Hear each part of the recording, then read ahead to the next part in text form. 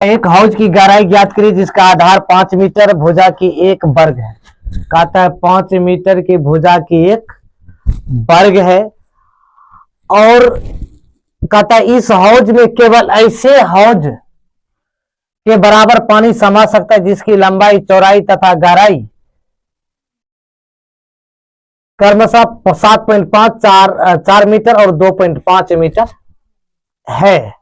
तो भाई आपको कह रहा है पहले क्या कीजिए, हौज का आयतन निकाल लीजिए। उसके बाद देखो कहता है कि जो हौज की गहराई ज्ञात करना, पहले हम कहते हैं आयतन निकाल लीजिए। पहले क्या लिखिए, हौज की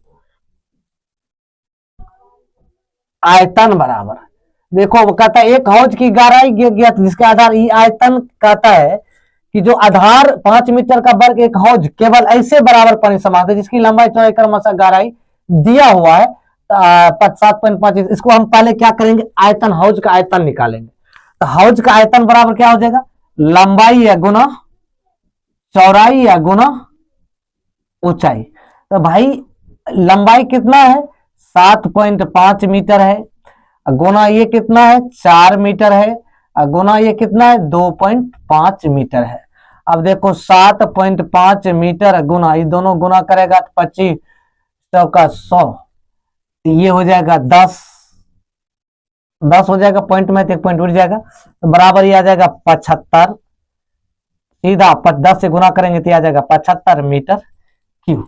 ये आपका हौज का आयतन निकल गया। ठीक है, तो हमको गहराई ज्ञात करना है। तो माना कि हौज की गहराई बराबर है, मान लीजिए माना कि हौज की गहराई, काहे कि हमको गहराई ज्ञात करना, कह रहा है कि हौज की गहराई ज्ञात कीजिए। आयतन तो निकाल ली है, गहराई, हौज की गहराई को आप h मान लीजिए, कोई दिक्कत।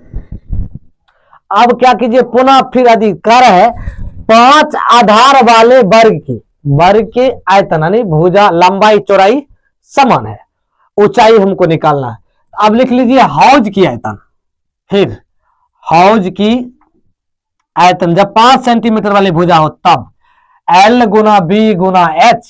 तो भाई ये कितना आयतन निकला आपका, ये 75 निकला, 75 रख दीजिए।